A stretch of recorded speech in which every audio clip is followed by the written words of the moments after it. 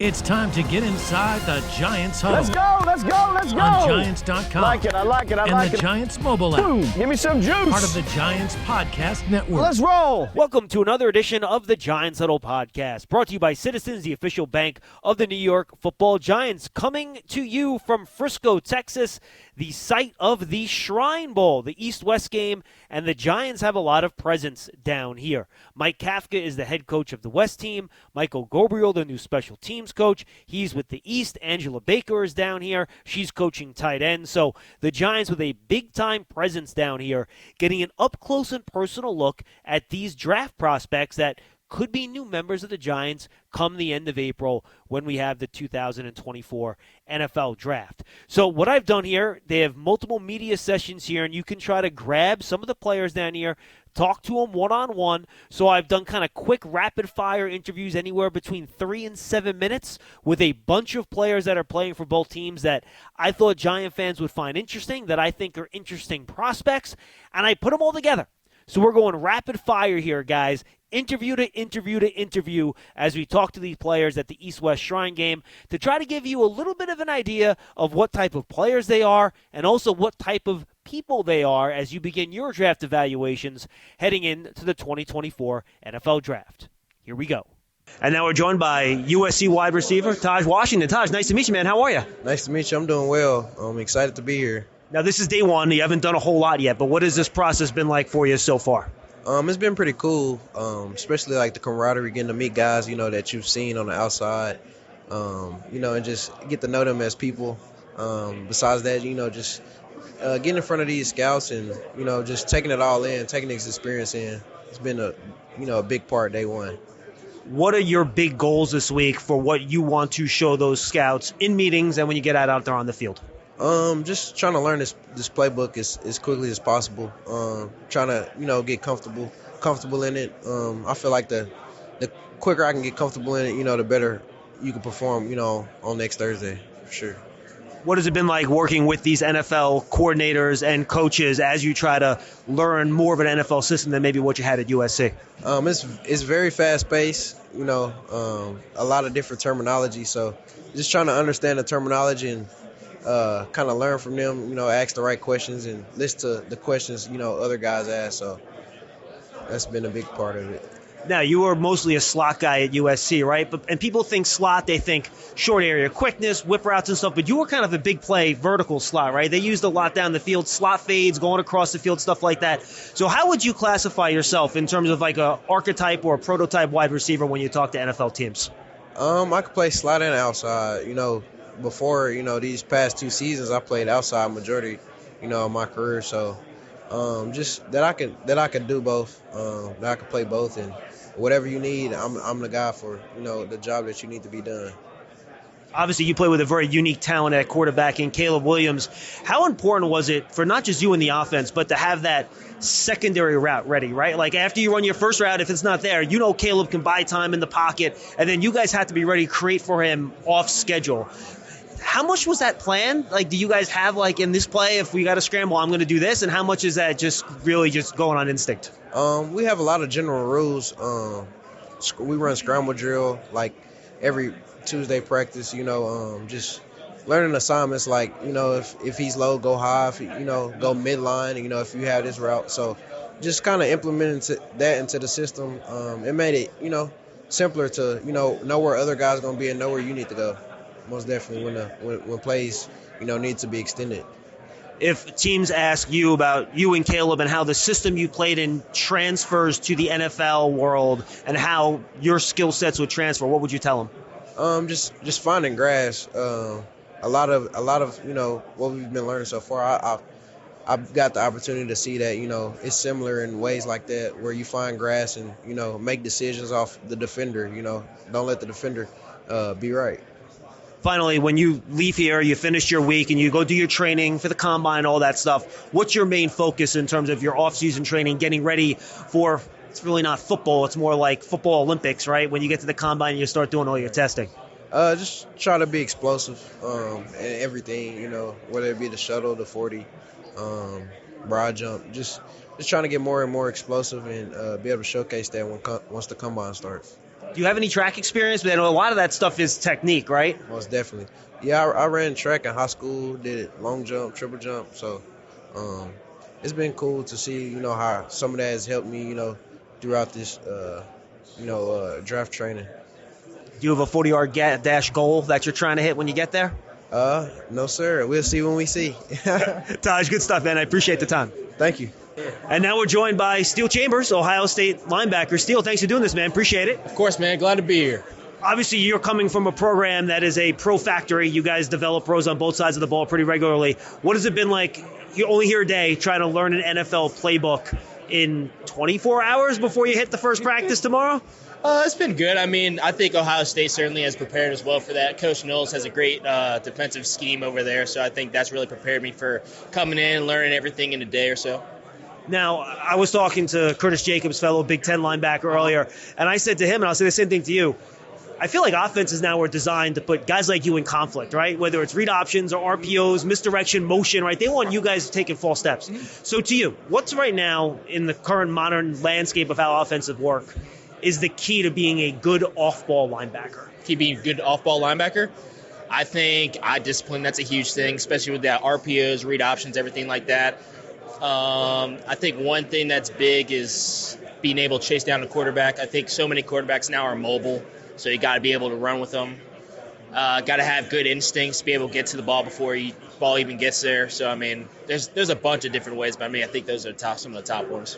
Yeah, and people are looking for linebackers that can cover in the middle of the field too, right? Tight ends, dropping his zone, getting good depth and stuff like that. I think you're a very good coverage linebacker. What do you think it is about your game that makes you good in coverage? I think eye discipline, that's huge. Knowing whether in the coverage, if you got to have your eyes on your man, have eyes on the quarterback, I think that's big. I know something I've definitely got better at is just getting a hit on guys, getting them off their route. I mean, offense is all about timing, so if you can disrupt timing, you can disrupt the entire play. And then so I'm sort of just having a nose for the ball. Where do you think you would fit best in an NFL defense? Mike, off-ball, Will, or Sam, inside 3-4 linebacker? Where do you think your skill set would fit best in the NFL scheme? I say like off-ball somewhere inside, and then I can get out wide a little bit, help with the coverages and stuff. We talked about coverage, but obviously in the Big Ten, if you don't stop the run, you ain't playing. Exactly. That's one of our keys to winning games. Stop the run the ball, especially in the Big Ten with all the big heavies up front. Absolutely. I want to ask you about some of your teammates, right? I think a lot of people were caught by surprise. So many of your guys going back to Ohio State, right? Yeah, that's been a big story for us. So when you saw that, what did you think? I think that we're about to win a title next year. I mean, you got some guys that were supposed to go like in the high rounds coming back. I think they're making something dangerous over there. And then you add stuff like Will Howard, Caleb Downs. I mean, it's an all-star team over there. So yeah, Columbus is about to produce something crazy. I'm glad I'm going to be able to watch it. How much of that is just the guys don't want to leave until they beat Michigan? I think that's a big thing, especially after the 2023 game. I think that probably pushed a lot of guys off the edge as far as like, am I leaving or am I staying? And they decide to stay. Now, one of the teammates on your side of the ball coming out is defensive tackle Michael Hall, right? Yes. Can you tell me about him and what an NFL team might get if they draft him? Oh, dude, he's a bulldog. You're going to get just an absolute force in the middle. I mean, he's going to come in every single day with a smile on his face. Just great attitude, great guy. I mean, just a disruptor in the middle. Just can really change a game up front. Anything on your checklist that's really important that you want to show coaches in the meeting rooms or on the field this week? Just versatility, being able to do whatever a coach tells me. Definitely coverage, being able to work my hands better whenever I'm going up against linemen and stuff. And then just being a good dude. Yeah, that's key. And I was going to ask you the next thing. That's what you're trying to do when you're doing these meetings with scouts, right? Man. What do you want them to learn about Steele Chambers as a guy? Just that I'm a guy. I mean, I think a lot of people come into these meetings, come into these interviews, they get all – I'm not allowed to say what I'm about to say, but they just get all tight and stuff. But, I mean, at the end of the day, it's just they're getting to know you. So, I mean, just talk to them. They're just normal people just like you. So have a conversation with them. And I got to imagine if you have confidence in your football knowledge and you start talking football, you should be comfortable, right? Yeah. And then as you're talking about football, you start snowballing a little bit. It's like, oh, okay, I really know this stuff. But sooner or later, you just find yourself just talking. You're kind of in a flow state. All right, and then finally, and I'm sure you've talked to other Ohio State alumni that have gone through this, when you hit the combine preparation, the combine training, what are some things that you're focusing on that you want to make sure that you do well when you hit Indianapolis in a month? Speed, change of direction, and then don't lose the football edge. Make sure you're still focused. I mean, at the end of the day, training to play football. So just not all about just like the combine stuff. So just keeping that football edge of value and then also just killing it in all the drills. Have you gotten any really good pieces of advice from former teammates that are in the pros now about how to go about this pre-draft process, which is really a lot more than just football, unfortunately, right? I guess just surround yourself with people that you trust that they're going to put you in the right situation and do as best as you can. Steele, good stuff, man. Best of luck the rest of the way. Yes, sir. Thank you so much, brother. And now we're joined by one of the East defensive backs, Torrence, cornerback out of Arizona State. You've had one practice. You've had a bunch of meetings. How's this weekend been for you so far? It's been pretty busy, honestly. But, I've been embracing the moment and just being where my feet are and just, enjoying the journey for real, for real. What has it been like trying to learn a defensive system in a span of 48 hours? It hasn't been really challenging for real, because, I know the game of football, but, it's been coming to me pretty simple. I'm a fast learner, so I've been picking up on it pretty fast. What are your goals when you get on the practice field, when you're playing the game on Thursday? What do you want to show NFL scouts and coaches? Just show them, what kind of player they get, a lockdown corner, a press man corner, and I just want to continue to showcase that. You talk about press man. That's what NFL evaluators want to see you guys do, right? But so many college teams play quarters. They don't press a lot. You have played a lot of press. What is it about press that makes you good at it? I get to use my long arms. I get to be disruptive at the line, put my long arms on somebody. And I feel like that's what helped me in my game, and I'm playing to my size and playing to my ability. Fans that don't know, 6'3", 210, bigger corner. So I know the answer already. If a scout would ask you what you think the best part of your game is right now, what do you think it would be? Press man. Being a press man corner and just being able to lock down that one side of the field. Absolutely. What is it like going up against which are some of the best wide receivers heading into the NFL draft? Has it been a fun challenge? It's been a fun challenge. I'm very competitive, so I look at it all as a fun challenge. I learned something from them guys on their rep, depending on who I'm going against. So I'm going against a lot of different guys, so I learned something about myself each rep. Because I play them different, and I just use that and I grow. Have you done like a little bit of a scouting report on some of the guys you go up against so you know what they like to do, so you have a little bit of an advantage? Honestly, nah, I kind of, I like to do it raw. I like to just go out there fresh, and just feel it out? Yeah, just let them show me what they show me, then I just go based off that.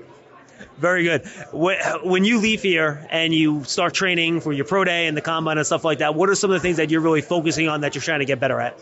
I would like to go run my 40 well. And, I like to get better in the hips area where I'll be able to, showcase my movement and showing how fluid I could be when I'm backpedaling and opening my hips. So you're doing a lot of three-cone work is basically what you're telling me. Yes, sir. A lot of transition work. Getting that down pat. Absolutely. Taking it off the field a little bit, when you meet with these scouts in these meetings here, you have a chance to talk to a lot of NFL personnel. What are you trying to get across to them about you as a guy? I'm a good person. Like off the field, you'll have a good guy. You'll have a guy that come in with a lot of energy. A guy that a lot of players will want to be around outside of football. A guy that coaches will want to be around when I'm not on the football field type thing. So just let them know that I'm a good guy. I'm a good person, and I can be a friend of you if that's what it needs to be. We ain't just got to be teammates. So like I said, just let them know they're getting a good guy. Have you been in anyone's ear? Have they been in your ear about giving you any sort of advice for this process so you take advantage of all your opportunities and you get drafted as high as you can? No, not really. I just been, leaning on older heads, leaning on my knowledge of the game and my information of the game and just, taking it day by day and step by step, And like I told you before, just been embracing the moment and enjoying where I'm at right now. Well, best of luck, man. Enjoy talking to you, and good luck the rest of the week and the rest of the draft process. Thank you, sir. I really do appreciate it. And now we're joined by Matt Goncalves. He is the offensive tackle from the University of Pittsburgh. Matt, nice to meet you, man. How are you? I'm good. How about you? Doing great. First, let's talk about the injury. You only played 3 games in your last year at Pitt. What was the injury? How are you? And how quickly are you going to be up to speed once the draft process kind of gets underway here? Yeah, well, I injured my left plantar plate in my toe. I needed to have surgery on it. I'm 4 months past the surgery from September 25th. I'm feeling great right now. My toe feels amazing. I'm starting to run at 75% speed, and I'm doing great. And, I think I should be ready for the combine, hopefully, and we're aiming for the combine, but definitely be ready by pro day. So obviously you're not going to be on the field this weekend. So what are your main goals here, given you're not going to be on the field? To be locked into these interviews. I know it's going to be a strain with people practicing and having to come back and interview, but keep my mindset on interviews and staying locked into that. Now, right tackle and left tackle at Pitt. Where are you more comfortable, if a team might ask you that question? I'd say the right side right now. I mean, I about 9 games in 22 at the right side, and I think 4 on the left in 22. So, I played left tackle this year. I wasn't too, the most comfortable with it. If I had to play, left or right, I'd choose the right side. It's my dominant side right now. I got to imagine, though, having both that on tape is only going to help you in this process, right? Because teams are looking for guys when they come in. All right, maybe you're going to start right away, but if you can back up both spots, that's invaluable. Right, for sure. And, I'm willing to play left, right, guard, center, wherever the team needs me to play to win, that's where I'll go. So, if I needed to play on the left side, right side, it don't matter to me. I can play both. And I've proven that I can play both. And, it's whatever the team needs me to do. Now, your listed size was 6'6", 350. Is that where you are now? Is that what you want your playing weight to be? Where you at with that? I've never been 350. I'm 6'6", 330.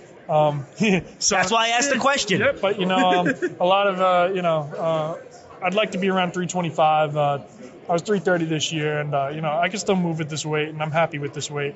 I don't want to go below 320. I need some weight to, block and do all those type of things, too. Have you had arm length measured or anything like that yet, or no? I think like 82 inches. So, pretty long wingspan. Nothing, nothing out of this world, but, a long enough wingspan to compete in the NFL. Certainly meet the threshold for offensive tackle in the league, for sure. Yes, sir.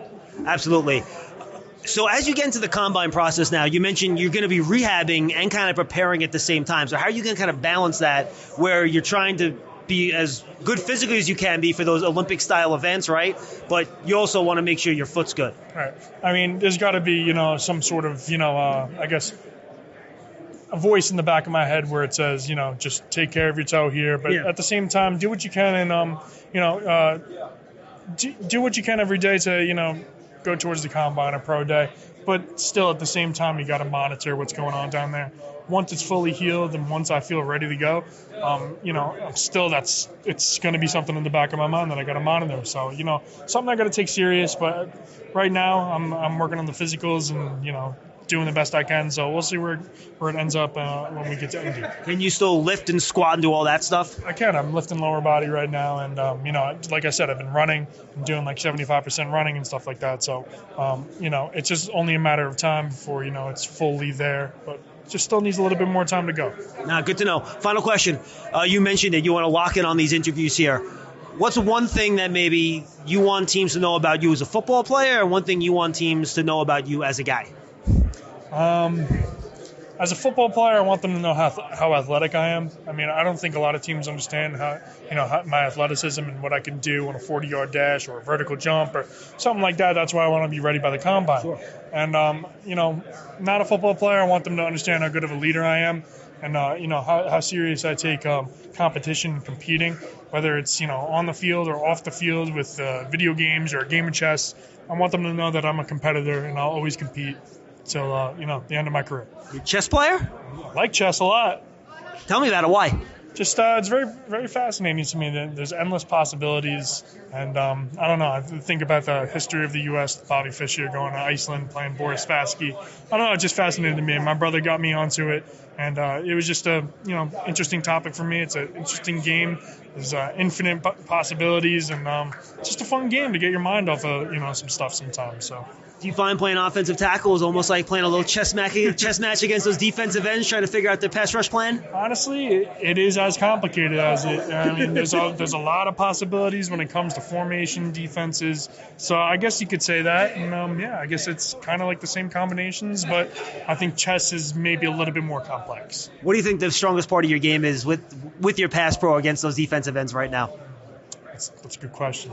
I'd say keeping up with them, like just laterally, like staying with them, my athleticism. I think I can keep up with any of these pass rushers in the league. I think I can compete with any of these pass rushers in the league. So I think my athleticism really helps me with that aspect. And there's one technique thing you still want to work on as you head into the pros. What is it? It's my anchor. Bull rush is a big thing, and obviously a lot of people do it. And I've proved to myself that I have a good anchor. I just need to apply it a little bit more and maybe get a little bit stronger in the legs. And yeah, that's really it. It's been great getting to meet you, man. Appreciate the time. Great to meet you, too. Thank you for your time. And now we're joined by Mason McCormick, offensive lineman for South Dakota State. I don't care if it's FCS. It's one of the best football programs in the country. So I want to start there. What makes South Dakota State such a good football program? Well, first of all, I think it just starts with the community and how many people have done to help that place grow. To see the success of this program, it's really been a stepping stone. It's taken a lot of guys who put in a lot of time to get to this place we are now. And to see the loyalty that we've had within our guys, whether it's through the transfer portal and whatever else, it's pretty cool. And I think it's a bond like no other. What is it about the culture there, from the coaches to the players, that have helped turn you into the player you are today? Well, everybody talks about how they want to be a family, but I truly believe South Dakota State was very family-like. There was no cliques within the locker room. It was everybody was really, really tight. And to be able to go into a locker room knowing that all these guys got your back and that you have all these guys back is a pretty special feeling. And you play in those games against North Dakota State, right? Those rivalry games, you have to be physical. You have to set the tone. Do you consider yourself one of those tone setters? I absolutely do. I'd like to think that I do set the tone for our offense. And from a physicality standpoint, from a mentality standpoint, I want to go out there and impose our will and give the guys the confidence they need to see what I'm doing and execute at a high level. And what I enjoyed watching you on tape in preparation for this is that you don't play up to the whistle, you play through the whistle. And it's a little bit different there. Like, you make sure that you finish your blocks, right? Absolutely. I mean, I think there's one way to play this game, and you got to play it super hard. And there's no ifs, ands, or buts about it. But to be able to play the game that way, you got to know the referee's limits a little bit. Of course. But you want to take it as far as you can, just so the other guys know that they can't keep up with you just because your motor is that high. Now, you were the starting left guard for South Dakota State. Do you want to work on the right side a little bit over the weekend here to try to show the NFL teams your versatility a little bit? Yeah, I'll be ready for the interior three positions. I was center too. Yes, center as well. I was our backup center at South Dakota State as well. Just if anything happened to our center, I would have slid over to center. So I'm ready to roll for the interior three positions, just to show everybody how versatile I am. How many practice reps at college did you get at center? A lot. Okay. Yeah, I couldn't give you a number or anything, but I was practicing it every week, so for 6 years. So is that something that you're going to try to communicate to the NFL decision makers when you meet with them here this week, that you are a versatile player? Yeah, I mean, I want them to know that I'm willing to help a team in whatever way possible. I was on punt shield at SDSU, and I loved it. There's not a lot of guys who love punt shield, but I'm willing to do whatever it takes. I'm going to be as versatile as possible, and just want to help a team out. Aside from the versatility, when you meet with these teams, what's maybe one thing about you as a football player and one thing about you as a guy that you want to make sure you get across? As a football player, I'm extremely gritty. I'm going to grind people into the ground. I'm going to... Tape shows it, by the way, just FYI. Appreciate it. But I'm going to play as hard as I can no matter what. As a human being, I just want people to know that I'm a loyal guy. I like to be in places. If somebody does something for me, that means something to me. Yeah, I mean, I probably could have left to the transfer portal and got some money from NIL, but these people poured so much into me to get to where I am today. And so to be able to give back to that program, and it's not necessarily even give back, but to be able to stay there and allow them to reap the benefits of what they helped create, I think is pretty cool. Do you think, given your self-described grittiness and your physicality, that maybe sometimes people overlook your athleticism? Because I do think when you watch it, you get up to that second level and get on those linebackers pretty well. I think so. I think that's like a stereotype with tough players, is that they're not athletic. I'm excited to prove people wrong this week as well as at the Combine. What are your big goals now when you leave here? You get to do the Combine stuff. It's all the Olympic training. It's not so much football, which I know a lot of the football guys don't like, but it's what you have to do, right? What are some of the things you're going to be focusing on over that next month or so you are ready to go at the Combine? Yeah. I'm training down here in Frisco with Duke Manyweather. Oh, wow. It's a good guy to train with. Yeah. And so I'm just going to keep focusing on football because ultimately that's what we're here for. But I'm going to be ready to do whatever it takes at the Combine to show out and show how athletic I really am. What has it been trying to learn an NFL playbook in like 2 days, getting ready for practice? The first meeting was a lot just because hearing a lot of lingo, but I'm pretty smart with playbooks and I've picked it up pretty quick. So. Awesome. And then finally, I've talked to a couple of the other small school guys that are, with you. Talked to the big man from Howard, who's, my gosh, a gigantic human being, right? I talked to CJ from Holy Cross, and they're just so excited to get a chance to go up against some of these Power 5 guys. Obviously, you get a couple games a year where you can do that, so it is on tape. But being able to do that in this environment, how exciting is it for you? Yeah, it's exciting. I'm a true competitor, and to be able to compete against the best of the best here at this game, it's pretty exciting, and I look forward to it. It's a cool opportunity. I'm gonna take advantage of it. Mason, great stuff. Good luck this week. Good luck the rest of the way, and hopefully get drafted nice and high. Appreciate it. And now we're joined by Virginia wide receiver Malik Washington. Malik, I know you're early in the process. What has it been like so far trying to absorb this NFL offense in rapid-fire fashion?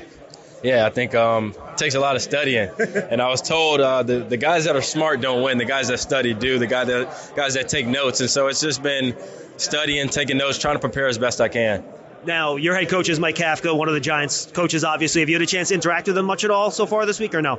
I just actually met up with him this morning. I just talked about he's a Northwestern graduate. I'm a Northwestern graduate, so we just connected a little bit over that. I wanted to make sure he knew, we spent some time in Evanston, Illinois before, so just making a connection through that. But hopefully I'll get a chance to talk to him a little bit more. Now, you led the FBS 110 receptions, right? Where do you think, when an NFL asks you, maybe your strength as a wide receiver, how would you quantify those to an NFL evaluator if they ask that question to you? Yeah, I mean, I think nobody's catching the ball better than I do. Nobody's making more catches. Nobody's doing more with the catch than I do. I think I'm one of the best in the country when it comes to catching the ball and then making guys miss, forcing mixed tackles, and getting yards after catch. So I think right there, that's where my value is. I can catch the ball. I'm reliable. I catch it everywhere on the field, and once I do catch it, the play is not over. That's just the start of the play, and I'm going to go get more yards for us, first downs to touchdowns. Yeah, when I watched your tape, the first thing that came to mind, he plays a lot bigger than his listed weight and height, right? You're almost like a little Deebo Samuel. You catch the ball, and then there's a lot of yards after catch stuff. Is that something that you really take pride in, that being a playmaker with the ball in your hands? Yeah, I just joked with another guy, I'm allergic to grass. I don't want to go down. I don't want to get tackled. And so when I catch that ball, for me, that's the start of the play, not when we snap the ball. So I know I'm going to catch the ball. It's how many yards am I going to get after? That's my question in my head. How many guys am I going to make miss, or who's going to miss this tackle first or something like that? So for me, it's always just earning that extra yard, earning that place on the field. In the same way, then, can you envision yourself being used in a lot of those other ways a wide receiver is used? Jet sweeps in the backfield. The Giants have Wan'Dale Robinson, right? He was at Kentucky, caught a lot of passes. When he was at Nebraska, he was used as a running back too. Do you see yourself as almost that multi-dimensional weapon rather than just a receiver? Yeah, I want to help out in a variety of ways. I think that's going to be my biggest tool, is just being versatile, being able to take some snaps in the slot, maybe take some snaps out wide at Z, then moving into the backfield, becoming an extension of the run game, whether that's run or pass. I think that's what I need to be prepared and ready to do, is fill that role for whatever team drafts me. What are your major goals this week to show these coaches and scouts that are watching you? I want to show that I can separate at NFL level. I want to show that I do have the speed to, make difference making plays. And I want to continue to just show what I put on film, that I'm reliable, that I can catch the ball, and that I'm a good route runner. And then when you leave here, it's training time. It's basically training for the Olympics, right? You got to get better 40 time and everything like that. What's your major focus then when you start getting into the gym and you start getting ready for the combine? Yeah, I mean, I want to get there and dominate the combine. I don't want to settle for some good numbers. I want to have great numbers. I want to lead the combine with a smile on my face. So, I mean, the goal right now is just to get that 40 down as much as possible and show that I do have elite speed. I can run with the best of them. And so, for me, when I get back to XPE down in Florida, that's going to be the goal. Over 1,400 receiving yards. You watch it on tape. Nobody catches you from behind, so I think you got a pretty good shot. Malik, awesome stuff. Good stuff, and we wish you luck this week and the rest of the process. Thank you. And now we're joined by Leonard Taylor, defensive lineman from Miami. Leonard, obviously you're not out there on the field this week, but you're here, you're going to meetings and everything else. What are your main goals that you want to accomplish this week being at the Shrine Bowl? Really just to be dialed in with the system, learning what's going on, so when I go out there, I get a fully understanding how everybody playing, basically what they got to do basically to accomplish the win. What has it been like being in these meeting rooms and trying to digest a whole new system that you haven't played in before in a span of 24 to 48 hours? I mean, it's been good. Really, just got to learn the playbook, get a fully understanding of it. Once I did that, understand. I mean, the playbook is pretty simple, either a shade or a 3-tech. So I mean, it's pretty adaptable. Just going out there, just trying to rep it consistently. When you have meetings with these scouts and other front office personnel from teams over the course of this week, what are you trying to get across about you, the football player, and you, the person? Really just, if there was to pick me up, I'm going to go out there, be dominant 100%, and off the field, I'm a good, genuine person. I mean, no harm to anyone. I just want to be just myself, basically. Just walk around with a smile on my face, bring people joy and happiness. Obviously, you're one of the more gifted athletes coming out in this year's draft. What are some of the technical things that you're still trying to refine and work on as you head into the draft process with the combine, pro day, and all that other stuff? Really just being more intent in my work, getting off the ball, being that guy that's always in the film, that's around the ball as much as possible, being that big guy around the ball as much as possible, just being a dominant player at the end of the day.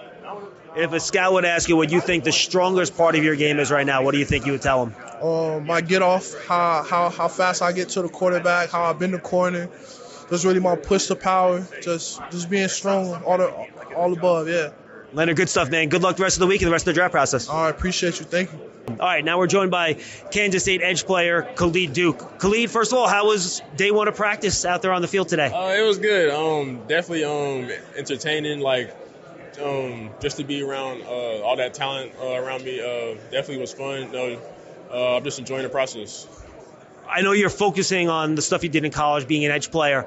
Are they having you some more off-ball stuff here, too, to try to show coaches that maybe you can expand your game a little bit? I haven't really been doing too much of that, but I'm definitely am looking forward to doing that.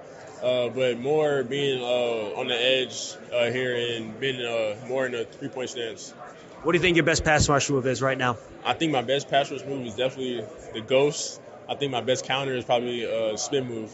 Yeah. I'll tell you, the thing that I love watching you on tape heading into this week, I think you have a relentless motor. How much is being a good pass rusher and getting that sack production just not quitting and giving up on a play? Man, I think having a motor is one of the best things being on the edge, because I feel like you're going to find yourself in predicaments where having to move doesn't always work, like with a good tackle and stuff. So having a good motor and beating the laziness out of a guy, you know what I'm saying? So when a guy gets lazy and stuff like that, things like that, and then you take advantage of those moments. I forget what game it was. Remember one of the games you got double teamed initially on the play and you're fighting with the guys. The quarterback ends up scrambling back to the weak side, and then you close and you finish. Right. Do you look back at a play like that and that's why you don't quit on a play? Exactly. I think you're talking about UCF. Yep. When he came out, that's definitely one of the reasons why you never give him on a play, because you are going to get yourself in predicaments like that. But if you keep going and keep fighting, that's when you start to get your sacks. Most pass rushers who hit heights amounts of sacks, most of their sacks come off of effort and not just moves. What has it been like trying to learn an NFL defense in 48 hours and try to translate it to the field? It's been fun, I would say. It's been real fun. I always like to challenge myself and become better at this game. So, yeah. What are some of the questions that you're getting from the scouts and front office personnel when you're having meetings with them kind of on the side on your off time? A lot of am I willing to play off the edge, differently, being able to drop into the flat and things like that. Some off-field questions and things like that. Yeah. At your size, do you feel like you could be a 4-3 end in the league, or do you think you're more of a kind of a 3-4 outside stand-up linebacker? I think I can do both. I think if I was to go to a 4-3, I'd probably have to put on some weight, but I think I'm capable of doing that. And in a 3-4, I think I could do that too. What's your playing weight right now? 245. Is that where you've been, and is that where you want to be? That's where I've been for the past 3 years, but I think most teams will probably want me to gain some weight. So. When you leave here, you start preparing for your pro day, perhaps the combine. What are the things you're going to be focusing on in your training so that you perform the way you want when you have those opportunities? I would say definitely my 40 mobility is one of them. It's one of the big things I'm focused on. Another is probably my change of direction and trying to have a good L drill. So basically trying to show guys that you can do more than just go straight ahead, right? Exactly. Yes, sir. Yes, sir. Awesome, Khalid. Well, best of luck with all that. We appreciate it, and hopefully get drafted nice and high. Yes, sir. Thank you. You love turf. You're good at it. So you start a turf biz. Business grows, your savings grow. Become the most celebrated name in turf. Are you ready for all that life brings? Now we're joined by quarterback Kedon Slovis. Kedon, we've had one practice so far. I imagine for a quarterback, this is probably tougher than other positions, trying to learn an NFL playbook in a matter of 48 hours, maybe? How has that process been so far for you? Yeah, it hasn't been too bad. Davis Webb's done a great job, helping us learn and also giving us some leeway a little bit, understand the plays, but also unfortunately, but also fortunately for me, I got to play in 3 different offenses in college. So, I was going to ask you that. Yeah, that definitely has helped me pick stuff up quicker, and I kind of have a method of how to piece together a playbook and learn it fast, and to the point where I'm feeling confident calling the huddle one time and getting out and rolling. Is the language familiar to you, the way they call plays and everything, or? Yeah, it's a similar style, and there's always words that carry over, and route names that carry over, and but most of the time you have to switch out the words for a different word. But the formula is pretty consistent for the most part, so that's nice. Now, we had Davis as a backup quarterback for the Giants for a bunch of years. Funny guy, fun guy. What has it been like learning from him as your offensive coordinator? Yeah, no, he's been awesome, and he's played the position. I think that's so awesome to have as a coach or as a player, to have a coach that's played the position and understands, from your point of view, how the game looks and what's realistic. And it's been awesome. And he played in a bowl game like this too, so he understands what it's like for us getting a bunch of stuff. And he's like, hey, I'm gonna push you guys, but I'm not gonna make it unrealistic. We're here for a week. We're having a good time, and I want you guys to showcase what you can do and not be kind of overwhelmed by too much information. You mentioned the fact that you've been with 3 different schools, right? USC, Pitt, and now BYU. When teams ask you about the transfer process and why you went through those different schools, how have those conversations been, and what do you say to them? Yeah, most teams just tell me your story and why you transferred, and that's the thing for me. I never wanted to be that guy, but I pretty much have to tell them my coach got fired at USC. It wasn't an ideal situation, and talking to the new guy, they were bringing someone else in. It was time for me to move on. And when I talk about Pittsburgh, I was going to play for Jordan Addison, all returning senior O-line, returning running back, receiver 2 is returning. Then after spring, Jordan leaves. We go through the season. Our left tackle gets hurt. And again, we had a fine year, ended 8-4. When we're talking about me coming back from the last year, I have to kind of think, would I still come to the situation if I was in the portal again? And ultimately, in my head, I was like, no, I wouldn't have. So I wanted to do what was best for me in my last year to give myself the best chance to, make at this level and have a year, similar to the first couple years of my career. Besides that, what else are you trying to get across to these teams and scouts and coaches and front office personnel when you do meet with them on the side during this weekend? I think just who I am. I have a lot of confidence in who I am as a football player, as a leader, as a quarterback. But they don't know me, so I need to kind of get that across and, explain my leadership style, explain how I would be on a day-to-day basis, my strengths as a person and as a quarterback, and what I'm confident in. Obviously, you have a ton of film out there, right? You guys have seen you take a lot of snaps, throw a lot of passes. Is there anything on the field that you feel like you want to show or make sure NFL scouts see you do? Yeah, I ended the year with a ulnar nerve injury and a tricep injury, so I think the main thing for me coming out was hey, showing I'm healthy, that can throw the ball the same, if not better than when I was in November going through it. So I think that's the main thing, is just showing I'm healthy and then showing him that I have a lot of pride in my arm and the throws I can make, and just proving that I can make every throw on the field. If they ask you what you think your greatest strength as a quarterback is, what would you answer? I would say my arm. I think I can make every throw on the field. And there's stuff I want to get better at. I want to get better at throwing in smaller spaces, off platform. You watch Matthew Stafford. He has a helmet in his chest. He's still ripping it out, 20 yards to the field. So. No look half the time. Yeah, and he's not even looking at him. So, I would like to get to that point one day. And, I've been working on it. I work with the same coach as he has, so that's the standard. But yeah, that's what ultimately I'm pretty confident in. You talk about working when you leave here. I'm sure it's time to prepare for Pro Day, prepare for the Combine and all that stuff. What are some of the things, aside from what you already mentioned, that you're going to be focusing on over the next couple months? Yeah, I think that's the main thing. Just, putting together a Pro Day script, getting ready for the Combine throws, then hopefully run a better 40 than people think. Yeah, I'm not Lamar Jackson, but I think I'll run a better time than most people would think. So. Well, Kedon, thanks for joining, man. Best of luck this weekend and the rest of the way. Yes, sir. Thank you so much. And now we're joined by Justin Rogers, defensive tackle out of Auburn. Justin, thanks for being with us, man. How's this week going so far? I know we're early. It's going great right now. It's really meeting the guys here and all that, meeting old faces, So it's been fun here. Now, when doing my work on you before I talked to you, I saw you were listed at 346. You don't look 346, man. Yeah. Like you weighed in today. What'd you weigh in at? I weighed in at 337. Yeah. Is that a goal you had to try to get the weight down a little bit, or? No, I'm still getting the weight down. I'm gonna get down to like 320. Why do you think that's the ideal playing weight for you? Just because like I just feel comfortable around there, or you probably get down to 325. When you talk to teams and they ask you, where do you think your best spot on the offensive line is? Do you see yourself as a true nose? Do you see yourself more as like a shade guy, a 3-tech? I'd say probably shade and nose, and I can play the 3. So really all over the board for real. So if they ask you, put position aside, what you do best as a player on the field right now, what would you tell them? Play the shade and the nose. In terms of technique, what do you do best? Just stop the run and getting upfield. Making habit. Is it hands, power, anchoring? Just hands and power and anchoring for real. Really everything for real. What are your goals this week that you want to show? Let's start with the coaches on the field first. What do you want to show them? Just show them I'm here to work and, just keep working in front of these coaches. Just have fun and learn from these coaches for real. Stuff I can use in the near future. You mentioned learning. You have to learn a playbook in 2 days. It's not easy. What has that been like so far? Just really asking questions. Just having just different questions I'm asking. But overall, everything's been easy for real. What has it been like, or what do you want to show at least and express to the scouts that sit down with you in meetings as teams try to get to know you as a person as much as a player? Just a funny guy. I love football and just want to take his game to the next level. Justin, this was great, man. Best luck the rest of the week. And then when you're done here, you got to go to do combine training, right? Yes, what's your big goal as you start doing your training for the combine?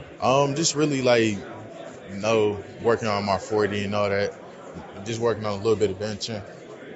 But anything else, just getting ready for everything. Well, best of luck to you, man. Appreciate the time. Yes, sir.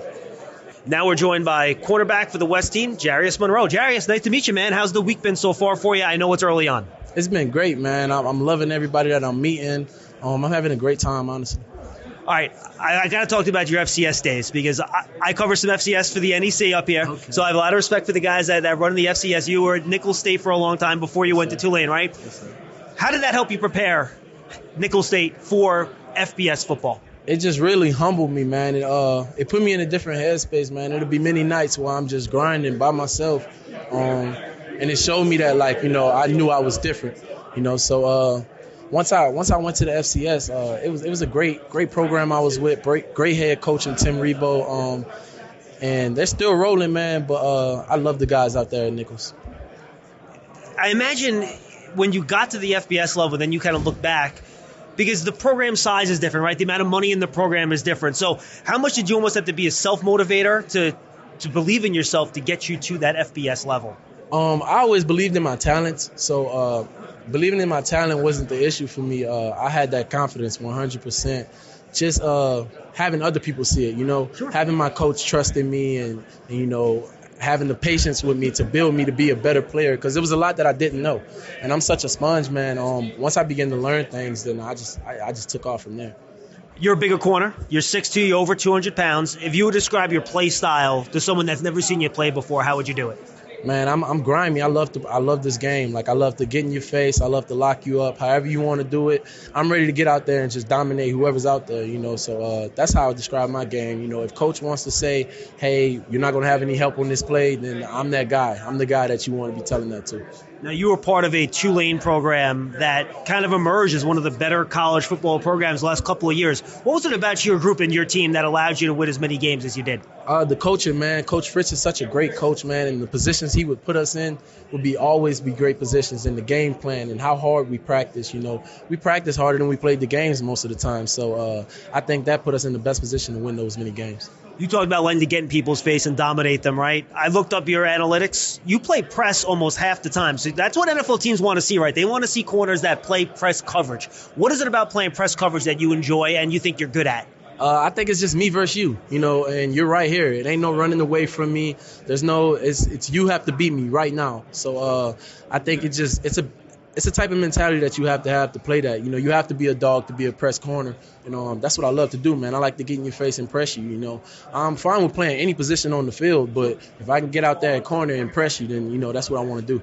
Now, there are a couple different ways to play press, right? You can try to beat somebody up. You can kind of press them and then mirror them a little bit. What's your preferred style when you're in press? Depending on the opponent, I like to do a lot of film study on what guys like and what they don't like. What's their favorite type of routes, things like that. Do they buzz their feet? Do they come forward? Sometimes you have to be way less aggressive. Sometimes you have to be more aggressive, depending on your opponent. So you just have to fill it out throughout the game most of the time, but sometimes you can see it on film. Now, the one thing I was impressed by watching you to get ready for this interview was that even though you play a lot of press, you're able to get your head around and locate the ball to get some interceptions now. And that's a tough skill, right? Some guys have trouble getting their head around to locate the football. How do you figure out when to look back? What are you reading? You're reading the wide receiver's hands. You're looking at their eyes. How do you know when that ball's in the air so you can get those shoulders around to turn around to make a play on the ball? That's an art, man. It's definitely an art. There's a lot of receivers I played this year. I had to look through the film and see, do this guy have late hands? Does he like the back shoulder? Does he hold his hands up there for a while after the catch? Is he loose with the ball after the catch? So things like that can help you make decisions on when you need to throw your hands to his hands. Because I see a lot of cornerbacks get PIs throwing too early. But if you're able to feel this receiver and understand how he plays the game, it gets way, way easier. And then also finding the ball. Finding the ball is a great technique that, I'm still developing. I'm still getting better at. I'm a sponge, man. There's so much I want to learn about this game. So still learning a lot of things, but definitely that's one of my greatest strengths. In zone, you had a couple of those interceptions with your eyes on the quarterback as well. What are the keys to being a good zone defender in your eyes? Vision and breaking, man. You have to break when you see that ball release, man. Don't think about it. Don't think a second. Do your job and then break to that ball. You never know where the ball can go up. You never know if it can bobble. You never know how the ball is going to bounce. So always just vision and break, man. Being really reactive. I've always been reactive. I think that's my greatest strength. I think I'm very, very quick. And I think I'm also very fast, so that a lot of people don't understand yet, but they will. Well, I'm going to ask you, after you're done here, and I'll circle back to practice here in a second, but you brought up the speed, right? When you leave here, it's all in combine training, trying to get ready to run that 40, right? What are your plans, and what are some of your goals as you begin to train for the combine? My goals are, 4.3, 4.4 range with the 40. I'm just going to keep training. I'm training at Bomberitos, and I'm just really excited about what he has planned for us. My numbers have already begun to go in the right direction, so I'm just ready to see how much better they can be. Your speed, right? So how much of that is technique, getting your number down, like learning those same techniques that track guys use, that Olympians use to kind of get that time down? Right, that's the thing. Technique, like you said, that's something that I've never been taught with this running thing. So just learning technique and how to have a great form when you're running and not be so tense is the small things that I'm learning. And it's actually been implementing into my game and helping me a lot. Yeah. Oh, so you've been able to translate some of that to the field, too? Yeah, definitely. And I think you guys will see that tomorrow for sure. Okay, well, you're going to hit the field for practice on Saturday. We're doing this interview on Friday. What do you want to show these coaches when you're on the practice field? I just want to show them that I'm the guy, man. Whatever they need me to be. A great tackler, reactive player, great corner. Whatever they need me to be out there, I can be the guy. So I just want to make sure that I put that on film and put that out there, that everyone knows that I can be the guy. Now, I'm sure you're going to be studying the hell out of your playbook between now and then, because you got to basically absorb a defense in a couple of days here, right? What has that process been like? Actually pretty easy, man. So I've had a different DC almost every year. Oh, wow. Every year that I've played football except my first 2 years. So I'm excited, man. I'm excited to see what we have to offer. All the plays that we've learned so far, I've kind of dissected them, understood how I will understand it in our defense, translating it a different way, and just getting ready to communicate, man. I think that's a lost art that I got to bring here. All right, final question. You have a chance to meet with scouts, meet with NFL teams while you're here, too. That's a big part of this. What are some of the things you're trying to get across to them about Jarius, not just as a football player, but as a guy? I just want them to know I'm a great person, man. I'm a great energy guy. I like to be the happiest person in the building. That's just me, man. I talked to my guy, Tahj Spears, and he just told me to be myself, man. And I think that was great advice, man, because when I'm being myself, I'm way more comfortable. I'm way more loose, and I just have fun. Tahj is going to be a hell of a pro, too, man. Nah, definitely. That dude can run. Hey, Jarius, good stuff. Best luck the rest of the week, man. We appreciate the time. Yes, sir. Appreciate you, man. And now we're joined by Illinois wide receiver Isaiah Williams. Isaiah, first of all, thanks for being with us. How much have you been able to really dive in so far? This is the first day you're here. Is it mostly playbook stuff? Have you been in meetings yet? What have you had a chance to show these coaches? So far, it's just been meetings. Meetings as far as just learning the playbook, learning our assignments, meeting the coaching staff. I actually haven't had the chance to do interviews yet. That's next. So looking forward to that. I'm feeling like this kind of a warm up for that. It's a good thing I'm being able to do this, talk to you guys. But yeah, right now, only thing we had to do so far was meetings and just meeting people. That's been the biggest thing, meeting new people, meeting new faces. All right, well, I'm going to play the role of scout here. Well, Isaiah, coming into the NFL, what do you think you bring to the field as a wide receiver? What do you do best right now? Right now, I'm dependable. You can always count on me to do my job, to know my assignment, carry myself like a pro, first and foremost. Elusive, have good hands, and yak, making plays after the catch. Or if you want to send me on a deep route, like whatever you need, I could do it for you. You know, you're listed at 180, right? But when I watch you play, you're breaking tackles. I feel like you play bigger than that 180. You're laughing. You agree with that? Yeah, I agree. I actually weighed in yesterday. I was 184.8. So getting my weight up a little bit. But it goes back to our strength coach. Just getting strong in the weight room. Not the biggest guy. You know, I wasn't gifted with that. But making the most of what I do have. You know what I'm saying? It's the heart inside that, that really matter.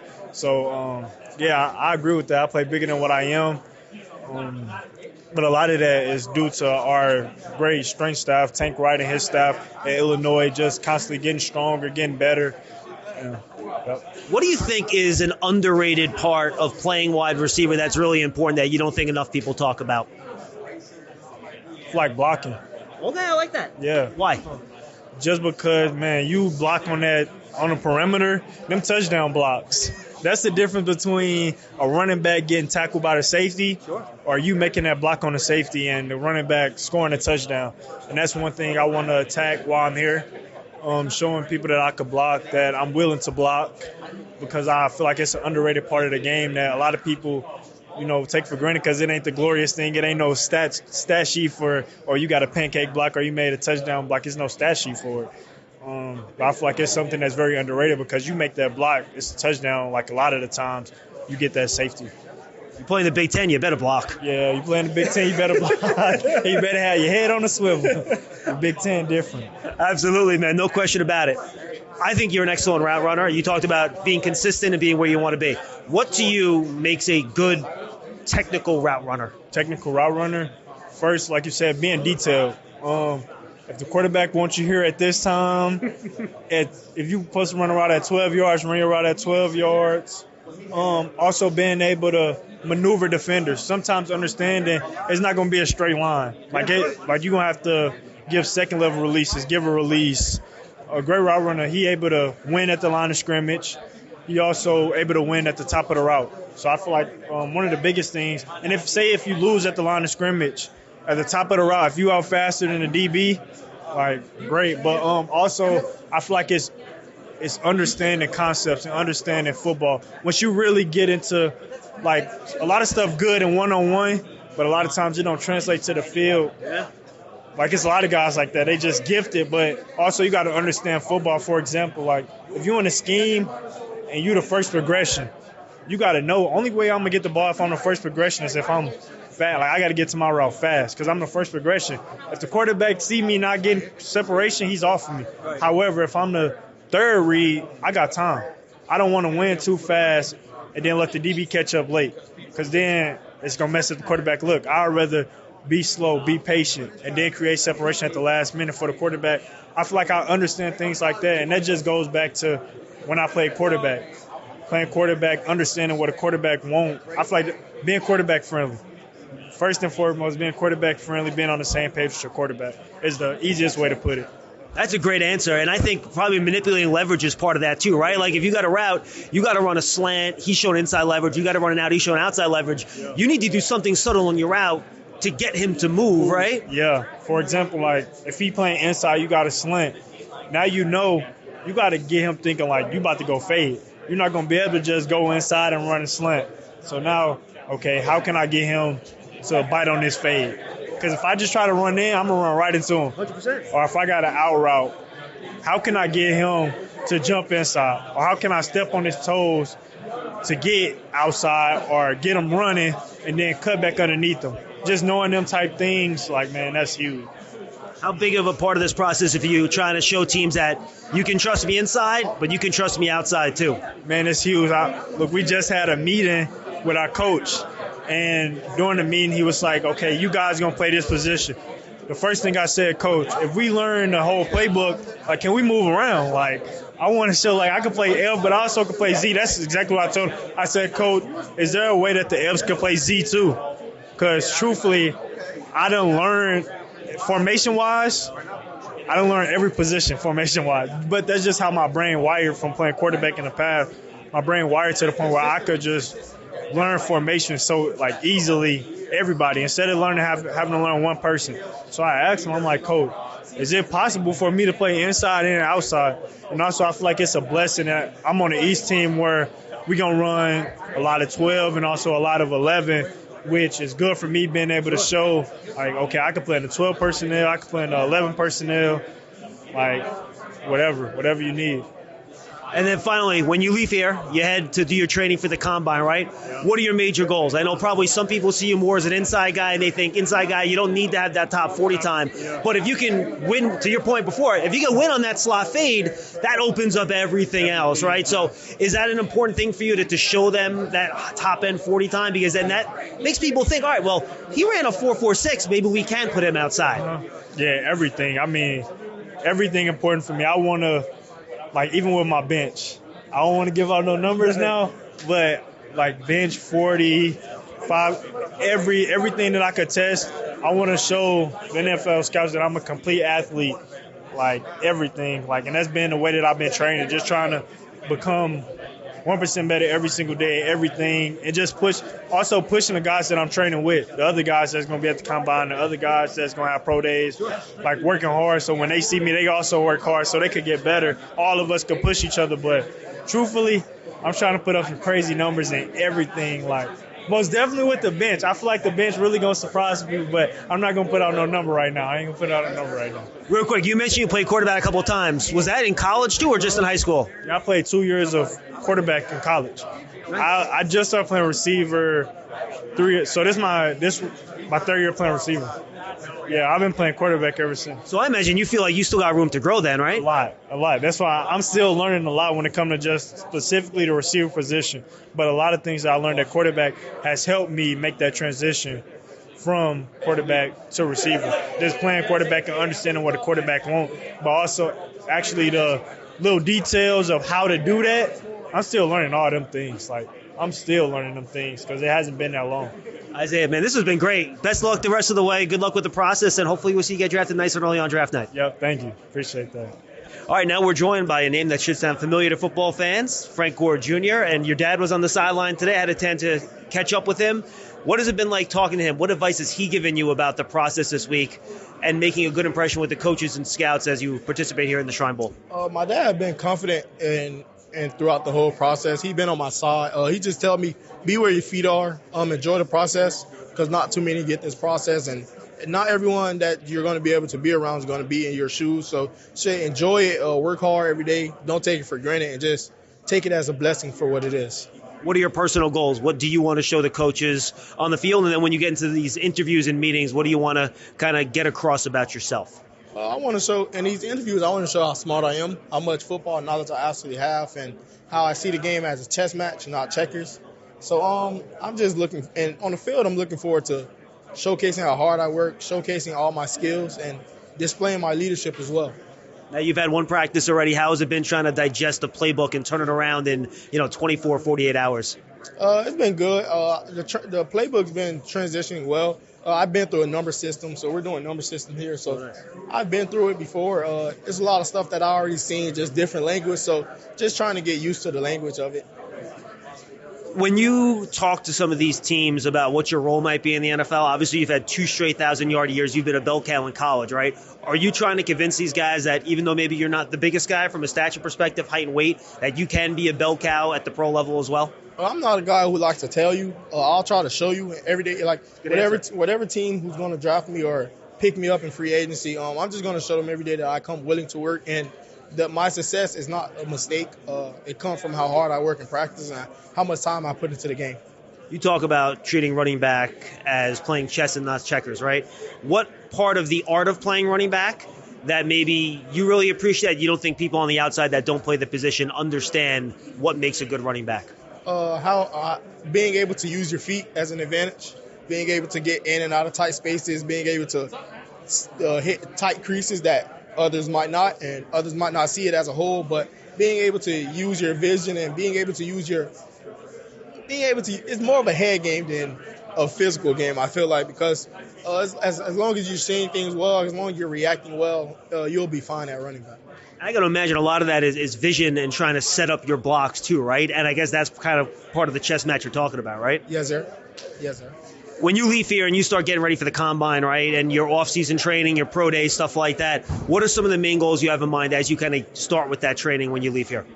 I want to just try to improve my 40, continue to get stronger, and I want to show how good I can catch the ball as well, how good of a route runner I am. Anything technique specifically that you're trying to work on or improve? I'm just trying to get better all around, not just one thing, just get better all around. This is the time to do it, so I'm taking it serious and just trying to get better.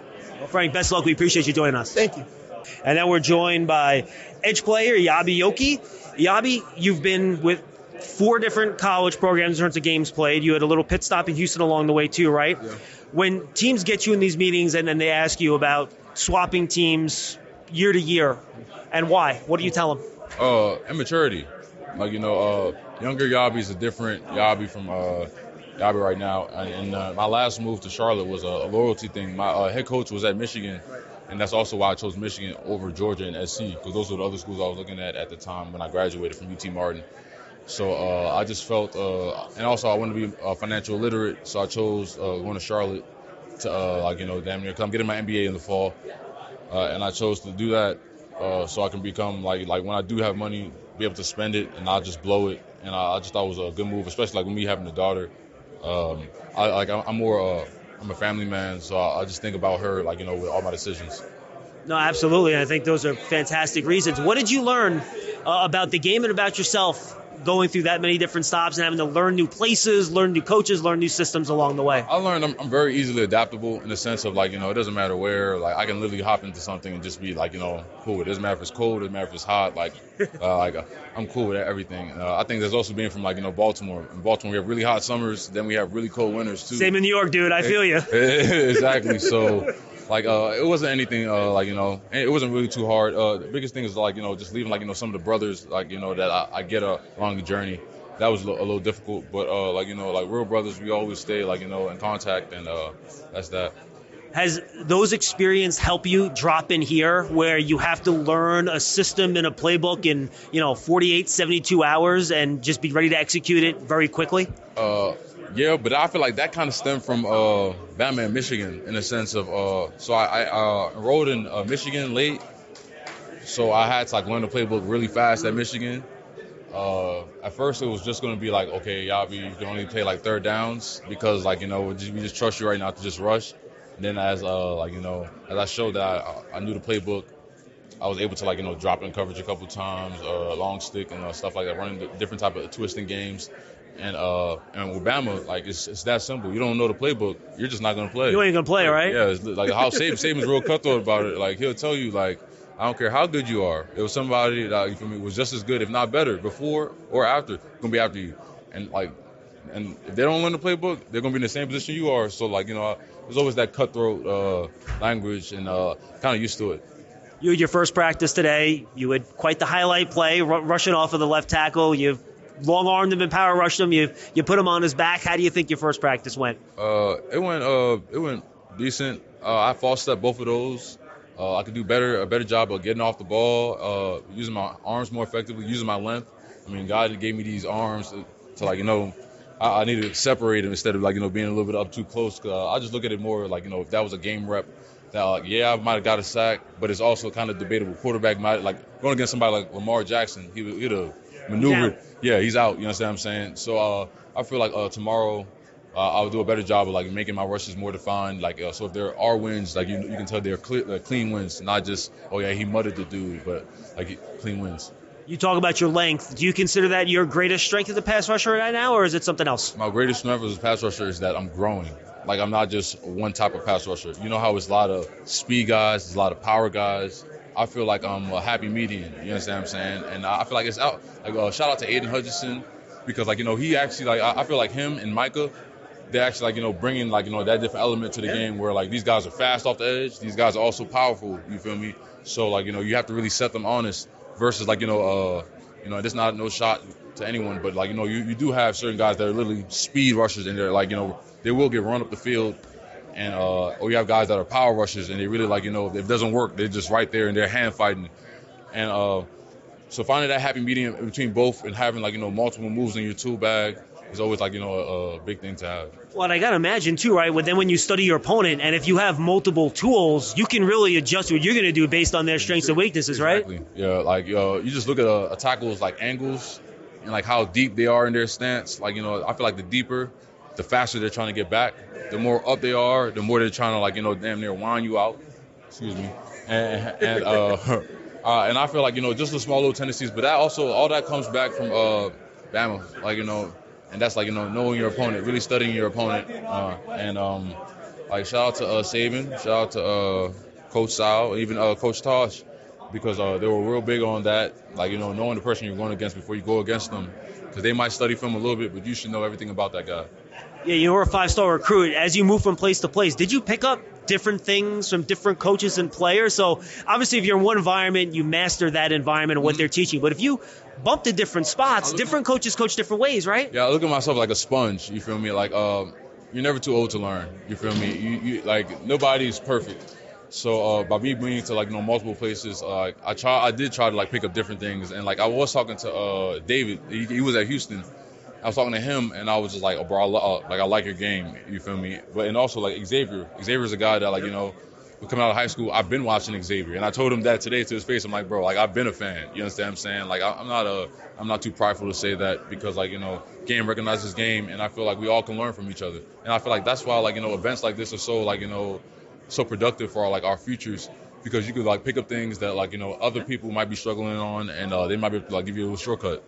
Final two questions. One, anything that you have on your checklist that you want to either show coaches on the field this week or you want to get across to scouts when you're in your meetings? What are your priorities that you want to show and prove over the course of this week? I just want to dominate, continuous dominate. Today was a decent day. I want you to say the same thing. Oh yeah, you had a really highlight day tomorrow. Matter of fact, not tomorrow, at the end of the week. You had a highlight week. You know what I'm saying? I want to stand out like a sore thumb, and then I feel I won't feel content, but I feel okay, yeah, I'm on the right path. All right, then final question. When you leave here, it's time to get ready for your pro day, right? Time to get ready for the combine. Mm-hmm. What are the things you're going to be focusing on in your training that you want to test really well at when you... 40. That's all I'm going to say. Watch the 40.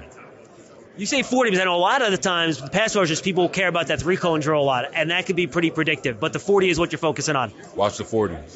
100% watch the 40. And this is the Giants, so... I do have some of the Giants. Gary Brightwell, that was my running back in high school. Oh, really? Yeah, facts. We love Gary. Yeah, St. Francis. Shout out to Gary. I talked to Gary last week, and he's another guy throughout my journey. Always had my back. Always talked confidence into me, and just told me, hey, bro, don't stop, don't give up. So shout out to Gary. It's not a lot of people that are there with. He was there with me when everything was good. He was also there with me when I was going through everything that was bad as well. So I love him like a brother, and shout out to him. Well, Eyabi, best of luck, man. It was nice getting to know you, man. Appreciate it. Yes, sir. Thank you. You're ready for a change. Payday comes early with Citizens, so go to that retreat. New you moves to the country.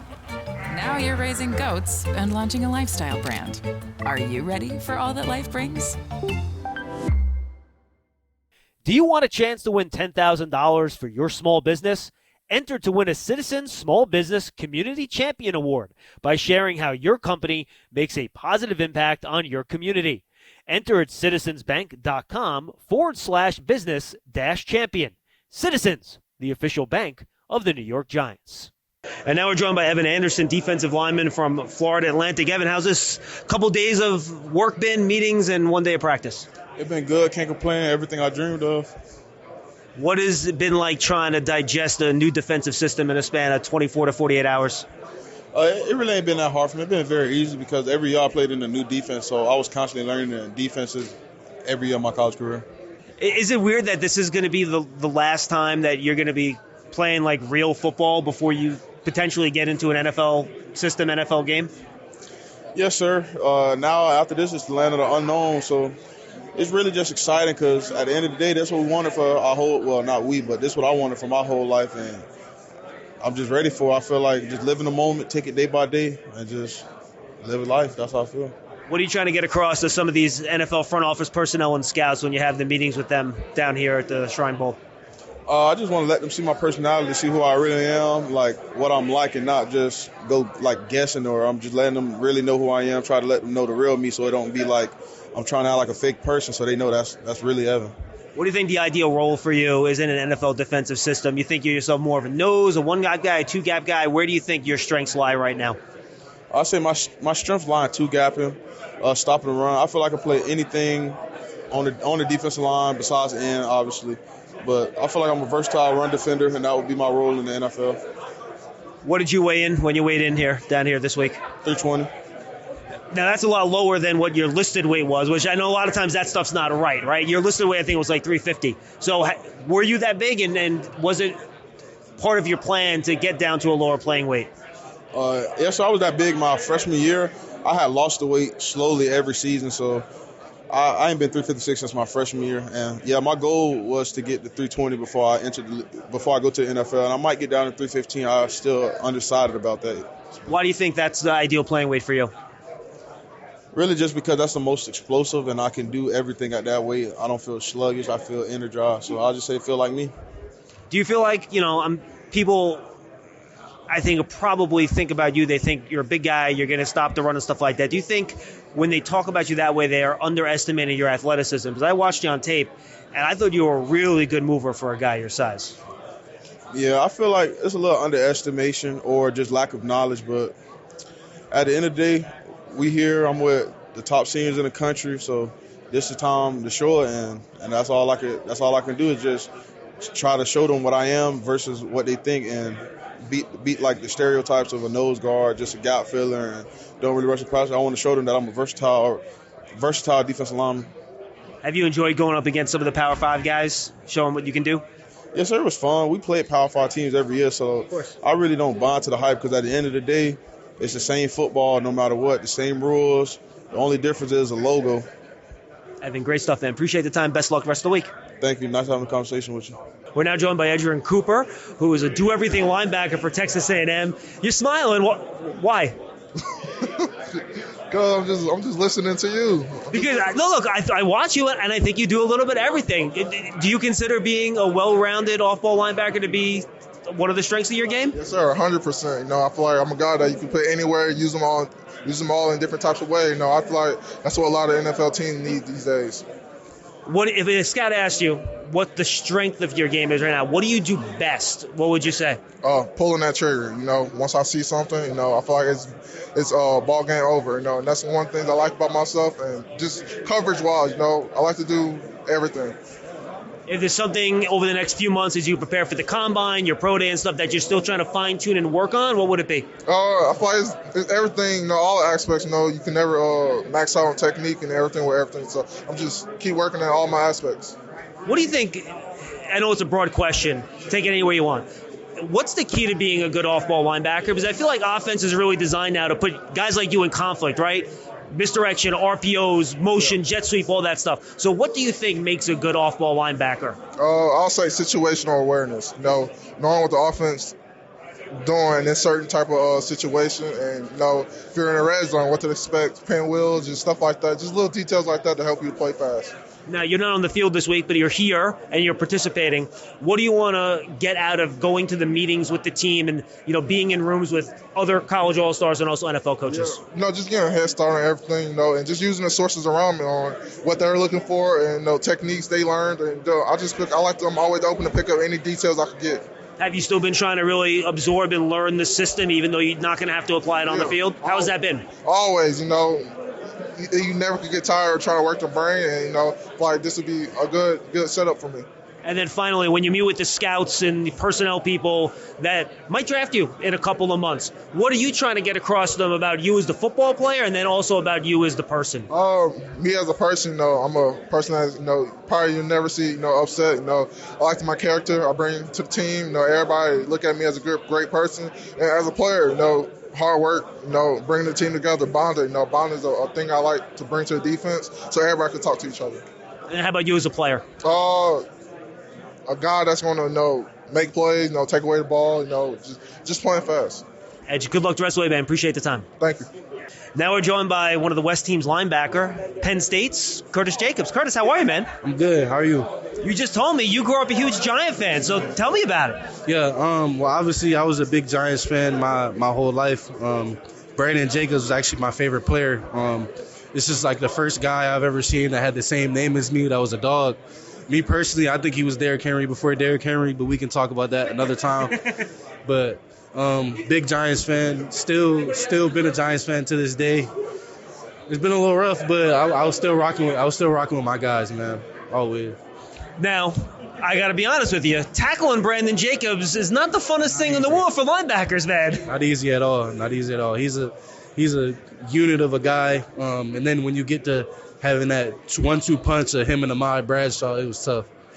Absolutely. All right, let's talk about you a little bit.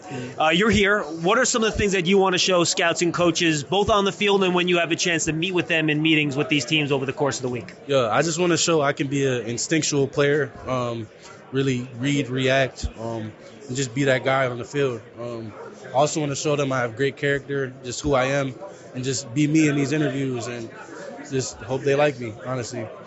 Playing off-ball linebacker now, to me, it's maybe the hardest position to play on defense. These offenses are designed now with RPOs, read options, crossers to put you guys in conflict to try to create space in the middle of the field, right? So as you've done this for a few years now, what do you think is the key to good off-ball linebacker play? I think it's just about being dynamic and what you can do. I feel like nobody in this league likes a one-dimensional player. I feel like that type of player is extinct. So just being able to be as flexible as possible, what you can do, and just attack every play, run to the ball, honestly. I feel like most plays can be fixed when you got 11 guys running to the ball with fury, honestly. What right now do you think you're best at as a linebacker, and what are you still trying to work on to improve? I feel like I'm best with how I can run and my athleticism. Honestly, I think that's unmatched in any class. I got that type of confidence in my ability.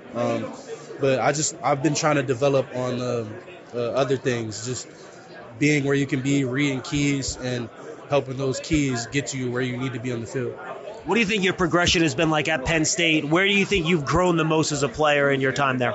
I feel like I've really grown in that, being an instinctual player. I feel like that's really developed over time. But the type of player I am, I'm always constantly developing, always constantly learning, and I feel like an event like this definitely gives me a chance to learn some things and get better, and that's really the reason why I'm here.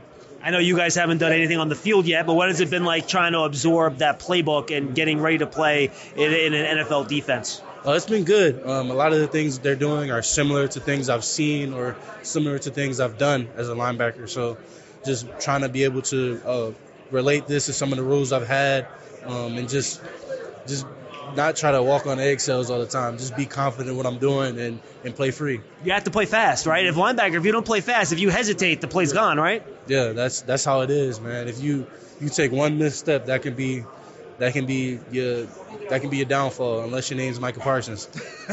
He's fast. Where do you think you fit best in an NFL defense? Is it a 3-4 inside linebacker? Is it a Mike? Is it a Will in a 4-3? Where do you think you fit best? I think I can fit best anywhere. I've had a really good system at Penn State where I was able to play all three linebacker spots. I was able to play a little bit of Mike. I played a lot of Will position, and then I was able to even play a little bit of big nickel out in the field. So I feel like just that experience, guarding a bunch of guys, being in a bunch of uncomfortable situations, I feel like that helped with my development. And you're used as a blitzer a lot too, right? Yeah. What do you think makes you a good blitzer? Just relentless to the ball. I feel like that really is what you need to be a good blitzer and pass rusher. And I feel like I have both of those abilities, and I'll be able to show that when I get the chance. All right, finally, when you leave here, you're going to start training for the Combine, obviously. What are your main goals? What are you going to focus on as you try to get ready for the Combine at the end of February? Just being as fast as possible, being in the best shape as possible, just going and attacking it. I feel like that's the only way to approach it, and that's how I feel about it. Have you had a chance to talk to your head coach about the Giants yet? Have you courted him, talked some Giants football with him? I haven't got the chance to talk to him much. Coach Franklin is a really moving guy. He's worried about a lot of things, so I haven't really got a chance to talk to him about that. But I definitely hope I get the chance to talk to some Giants scouts, get to show that I've been a lifelong fan, and just get to. I hope I get the chance to play for him, honestly. Yeah, because Mike Kafka, he had your head coach here. He's obviously the Giants offensive coordinator, so there are connections, man. Best of luck this week. We really appreciate the time. Appreciate you. And now we're joined by national champion Cornelius Johnson. Big smile. Are you getting bored of that title yet, or not quite? Nah, I never get bored of that. That's sticking with me for life, man. We worked hard for that championship, so I'll never get bored of that. But it is a quick turnaround coming from that championship, late postseason run, into now the combine prep, pro day prep, bowl game prep here. So it is a quick turnaround. How's the body holding up? Okay. Yeah, body's straight. Always a blessing. Can never take that for granted. Every time we come out here on the field, it's an opportunity. So definitely feeling good. What did you learn about yourself? Because you guys got to the precipice of winning a national title for a few years, get a little stronger, you get a little better, and then you got over the top this year. What did you learn about yourself trying to fight through that, stick with it, to finally get to where you wanted to go? That's a great question. Just not shying away from that big moment, that big spotlight when those games matter most, stepping up to make those plays in any way you can, and just having that confidence between our brothers, man. Like, that's something about these teams. We won the championship in 2023 this past year, but even those other teams before who still won the conference, beat Ohio and won the conference, those teams are almost part of this championship team too, because it all builds up to that. We wouldn't be where we are now without those teams. So all those brothers I had on those teams are going to be like a connection we have for life.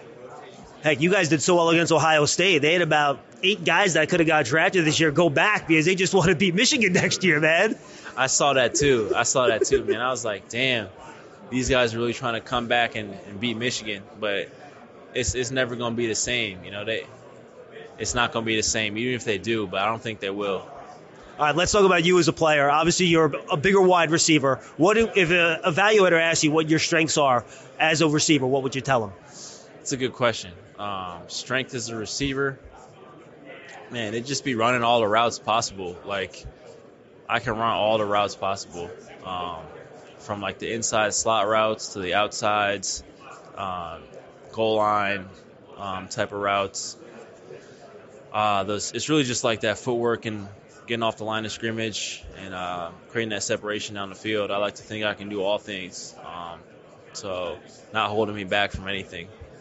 Watching you this week, I thought a lot of your explosives came from those deep in cuts you were running from the outside. It takes a little guts to be willing to catch those passes over the middle when those safeties are kind of lurking back there, huh? Yeah, for sure. That's a good point. Getting those slants, those digs, those in cuts. That definitely takes some skill to be able to work with that. It's also credit to the quarterback, being able to fit it in there, and just practice and timing. Let me ask you about J.J. McCarthy, your quarterback. What will an NFL team get with J.J. McCarthy if they decide to draft him? If they draft McCarthy, they'll just get a competitor, football guy, very talented quarterback that will use his legs in the run game. You'll be surprised probably what he runs in the 40. I'm excited to see how he pops out there. And then this friendly kid too, who's good with the community and just works hard. As a receiver, does it take more discipline to play for a program like Michigan? You guys played Washington in the football playoffs. They're throwing 60 times a game. JJ's dropping back 23 times. So you really have to wait for your opportunity and be patient a little bit, right? Nah, that's crazy you notice that too, because I always wonder if that's something that people notice in the end of the game how, like, those stats can actually lie sometimes because, you can have stats, right? But say you have, 5 catches, you had the most catches or however many yards, but you had 15, 20 targets, you're going to have more catches and stuff. So it's like, if we're not even throwing the ball that much, I just hope these teams sort of realize, like, watch the tape. I feel like the tape doesn't lie, though. Sure. About what you're putting on film and what your routes are. But that is crazy how, like, you got to be patient. And, sometimes you won't get a target, for two quarters, 3 quarters, could be an hour in between your targets. But you still got to be ready and come down with it. I imagine, too, you guys have to do the dirty work. The way you run the football, you're not going to play if you're not going to block for Michigan, right? Yeah, for Michigan, too. Like, that's a good point because, there'll be times even in the next level at the National Football League where that translates. Sure. Sometimes you got to just do that dirty work if you're in a situation to win a ball game. And that sometimes goes unnoticed by everybody, but I hope there's GMs and coaches out there that really watch film and are able to see what really happens. Oh, they do. Don't worry about it. Final question. So Jim Harbaugh, your head coach, is heading off to coach the Los Angeles Chargers. If you were to give one hint to the players that'll be awaiting him in Los Angeles to play for Coach Harbaugh, what would you tell them? Dang. I would say, let me see. I mean, I'm interested to see what his mindset coming in is going to be. Obviously, his goal is going to be to bring a Super Bowl to Los Angeles. That's the only goal at this point, but it's got to be a different interaction between, like, professional level and collegiate level. Sure. But I don't think he's going to really treat it that much different. So, like, I'd say just get ready to, have that mindset of just obviously do what you can on the field. Like, keep your production up, keep doing what you're doing. But, just get ready for him to give you some crazy stories and some crazy type of analogies, to get you motivated. Or also he'll help you too, schematically wise or with technique. Let me squeeze in one more. After you leave here, you show the coaches what you show them, and you can tell me your goals for here too. Then what are your goals once you start doing your training for the Combine? Okay, so my goal is here, like, this week at the Shrine Bowl. Yeah. Oh, that's, like, in terms of, you mean like in terms of catches on the field and stuff? In terms of what you want to show the coaching staff and the scouts that you'll be talking to, interviewing with, and performing for on the field. I mean, it's on and off the field. Yeah. You know what I mean? Just in these interview processes, just show who I am, make sure we both get understanding of each other. They're trying to get stuff out of me, different answers, different questions, but I also want to, get some from them too, see how they're living and get to know them as well. And then on the field, you just showing that consistency and dominating, whoever's in front of me and showing that confidence. And then, in terms of getting to the Combine and those numbers, I got numbers in my head like that are, that I have. That Do you want to share? I mean, I could, but I don't see the point in sharing. Smart move. Yeah, because, like, what's the point in sharing? I'm going to go ahead and do it in a couple weeks right at the end of this month. And there's no reason to set expectations, right? Yeah. Just go out there and run what you run, right? Yeah, exactly. Like, you have something in your mind, obviously, but, sometimes it's better than what you think. Sometimes it's going to play out the way it plays out. You work hard and do what I can do. And I'm going to get it. Cornelius, this was great, man. Appreciate the time, and best of luck throughout this process. Got you. Thank you, John. Appreciate it. Now we're joined by Holy Cross offensive tackle CJ Hanson. CJ, nice to meet you, man. How are you? I'm great, man. This is such a blessing to be here, and I'm so excited to get it going this week. Yeah, you seem big smile, a lot of energy here. How has it been? It's early in the process. It's only Friday. You've only had meetings so far, but what has it been like so far trying to learn everything so quickly? It's a lot getting the playbook, studying, and interviews and everything on your plate, but, take it day by day, take it second by second, and try and do the best you possibly can every second. So it's been stressful, but I'm sure once we get through that first practice tomorrow, I'll be smooth sailing until the game. So we're very excited. Obviously, Holy Cross, smaller program, but here you got Power 5 guys all over the place. Are you excited to be able to, lack of a better term, flex our muscles a little bit against some of these bigger program guys? Yes, sir. I got so much confidence behind me with my teammates and everything. It's really exciting to be able to put yourself up against this competition and being like me and my teammate being the first people in like 40 years to be here. It's pretty incredible. So It's such a blessing, and I can't wait to dominate the competition tomorrow. It's really cool. Do you feel like you're representing more than just yourself, considering that? Oh, yeah. I'm representing all Holy Cross, all Massachusetts. It's pretty crazy. I mean, there's so many alumni, so many teammates, so many people that are behind me and Jalen that it's special. That's awesome. So when you get that out on the field, what do you specifically, in terms of your on-field play, want to show the scouts and the coaches that are here watching you? I think what I want to show is how calm I play and how confident I am with my game and how strong and fast I am. I'm a pretty quick twitch guy, and I'm going to put that to work out on the field, maybe do great in one-on-ones and, show how hard I worked these past 5 years to be able to put myself in this situation.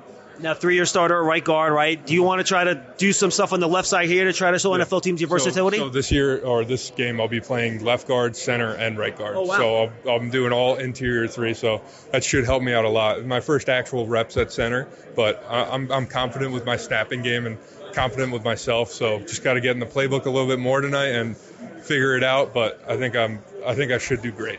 Now you say first reps. Does that mean no even practice reps at center? I've gotten practice reps, but no live game reps. Sure. So I mean, I'm a little nervous, but it's going to be okay. I mean, even if I mess up, it's speed to the next, how fast you can get to the next play and do it better. So, I mean, I'm excited to be able to showcase that, and I think it will benefit me tremendously in the draft process. Oh, yeah, you have to play more than one position, right? Absolutely.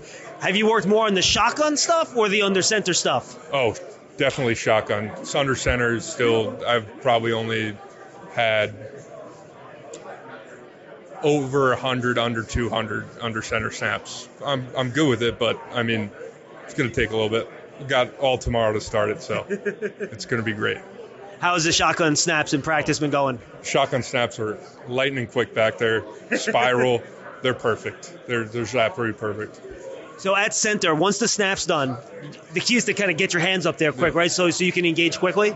Yeah, that's the key. I mean, being a fast twitch guy, I pride myself in how quick I can get up and get my hands on people. So I think it will benefit me a lot to, learn snapping and dominate this week. So. And it's more than just football this year, right? You're going to meet with scouts and front office personnel and NFL coaches. What do you want them to know about you, not just as a player, but as a guy? I want to show them that I'm going to give it my all every time I get out on the field, every time I'm in an interview. I've wanted this for a long time now, and I want to show how good of a person I am. I pride myself on how I was raised and what my parents have done for me and how I can bring a different element to the team and really bring energy and be the best person I can possibly be every day. CJ, good luck. Have fun, and good luck the rest of the process. Thank you so much. Have a wonderful day. And now we're joined by Anim Dankwah. He is the offensive tackle out of Howard. Anim, I think you're the biggest guy here. True or false? True. Definitely true. But, some of the guys are pretty big, And, sometimes when you're big, you don't notice it until you see a picture, Sometimes I feel like I'm like 6'2", then I'll see a picture, I'm like, damn, you're big. For the fans that don't know, listed at 6'8", 360. Yeah. Now, I got to be honest with you, you don't look 360. Where's your weight? Yeah, I think it's just because I'm tall. When you're tall, sometimes the weight, it just happens to spread out pretty evenly. So, yeah. All right. Is that what you want your playing weight to be? I'm close. My playing weight, I want to be around 355, 350. Okay. But, yeah, just working there. I'm going to get there very soon. Now, when you work here, are you going to work both tackle spots? What's the plan? Yeah, the plan here is I'm going to play both tackle spots, but my comfort side is the left tackle. But, as a football player and as a competitor, anything that gets you on the field, you're happy to play, honestly. So that's all I'm excited for, just play both. How much have you done on the right side, at least in practice, so you at least have the footwork a little bit squared? Yeah, so our last, I want to say 2 training camps ago, I played right tackle the whole training camp. All right, that helps. And that's because we had a really good edge rusher, and he was causing havoc in practice. So coach is like, I played one practice at left tackle. I got moved to right tackle. I'm like, I have not done right tackle in like a while. But, the competitor in me, I was like, I'm going to go out there and just ball out. So that's what I did. So, I might take a couple practice sets, but, I'll get used to it, get back in the groove. Are you going to take any reps at guard at all, or just tackle? I pray I get some guards at rep. Why? Why? Because I think guard is very guard, it's so easy. When you go from tackle to guard, it's a little easier because you're working with less space, and I'm a pretty big guy. So them D tackles are going to be like, wow, why are you here? And I'm like, that's why I'm here, because you don't want me here. And clearly you would be very long for that position, right? You have those long arms, you can get on them quick. But what offensive lineman coach always tells me is that guard, yes, less space, but the guys get on you quicker too. But that's a good thing, because although I'm also long, I'm also big, and I'll be bigger than all of them. So I'm not worried about them getting on me quickly. They're going to have to work. So what part of your craft do you think right now is the strength of your game in terms of the technique and skill of being an offensive tackle? Yeah, I feel like I'm somebody that I'll put a 97% hit rate on this. If I get hands on, I'm pretty much going to win that rep. So that's why I don't even. If I get a guard, I'm gonna be good. If I get hands on, it's something I'm very confident in. I have pretty good grip strength. I'm getting better at using my hands, so where to put my hands. So that just helps me out a lot. So that's something I take a lot of pride in. And what's something you're still trying to work on and fine tune? Definitely, lateral movement, and kick slide, that sort of stuff. Slide and speed, man, that's what comes with it. Just as a football player, when you're a bigger, longer tackle, these are the kind of things you got to work on. And there's obviously no perfect football player.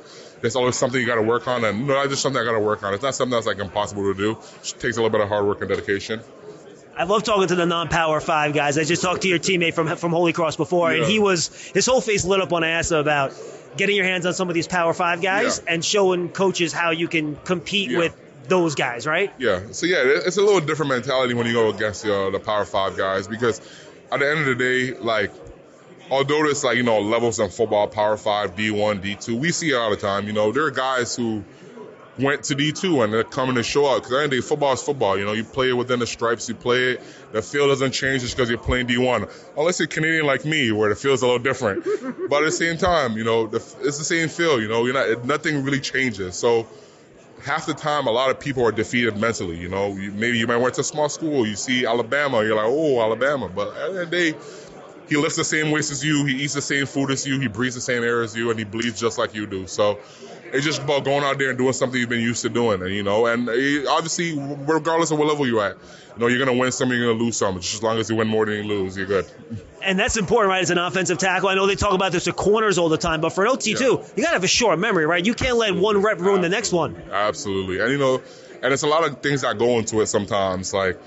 It's bad things can happen. Sometimes you're going to play a good player, and just like how linemen are here and we're going to get paid to block, there's D linemen who are going to get paid to get sacks. So, they're going to get sacks. They're going to make plays, but that's some of the good things coach want to see. How do you bounce back? Just because you give a sack, are you shutting down? It's your world over. No, obviously not. You got to keep going. You just got to, you make a mistake, that's fine. As long as you know what you mess up on and how you can be better, you're going to be fine. Finally, what is it like playing football at Howard? It's really fun. I'll tell you that much. Being the nation's capital, D.C., is a really good environment, really good space to be at. Very, very social. And especially at Howard. Howard is there's a lot of networking that go on in the school. So when you're at Howard, you get to meet all sorts of people. I remember I was talking to one of my friends about it. Somebody went to school with Kamala Harris and didn't know she was going to be the VP. So you never know. I may have went to school with the next president or the next person that invents something great. And, and then one day I'm going to be like, hey, remember we went to school together? Oh, yeah, you. Yeah, you're the guy that helped me. I'm like, yeah. That's how it'd be like at Howard. You're just going to meet a lot of great people and a lot of people who are going to be successful in life. So going to Howard and playing football there comes with a lot of benefits. And talk about networking. You're going to be networking with a bunch of NFL personnel here and these meetings on the side. Yep. So what are you trying to get across about yourself to these teams when you meet with them on the side? Yeah, I just want to get to them that I'm a pretty personable person. I've been through a lot of things, had a lot of journeys, and I'm just somebody who it's a joy to be around. I'm willing to learn, want to know new things, meet new people. So I just want to let them know, I'm just here to learn, man. I'm just here to learn whatever I can. What are some of those journeys that you think have kind of forged you as a person? Yeah, so my initial trip coming from Ghana to Canada, I did that flight by myself. I was about 9 years old. Wow. Yeah, and that definitely prepared me. I was sitting there, it's I don't know anybody here. I'm here, I've never done this. It's the first time I flew in a plane. It's going from that to to like then coming from Canada to Howard, it's like that's nothing. When you can do that, you can do anything. You just feel like you now have superpowers. Anim, this was great, man. Best of luck to you. We appreciate the time. We'll talk to you soon. Thank you very much. Appreciate you. Whew, that was a lot of players, folks. But I enjoyed doing those interviews. I sure as heck hope you enjoyed listening to them. Really get a good insight into what these players are on the field and the type of people that they are as well. And it'll be fun having these interviews and information in our back pocket as we continue this draft evaluation process right here on the Giants Huddle podcast, brought to you by Citizens, the official bank of the New York Football Giants. And, of course, if you enjoy draft coverage, go check out Draft Season. It's our weekly draft podcast with Tony Pauline, where we talk draft each and every week. Thanks for being with us in the Giants Huddle podcast. I'm off to Mobile, Alabama. I will have a couple of podcasts from you out in Mobile, including a very similar one to this, where we talk to a bunch of the prospects at the Senior Bowl, and then we'll have a draft analyst from down there as well. Thanks for being with us, everybody. We'll see you next time on the Giants Huddle podcast.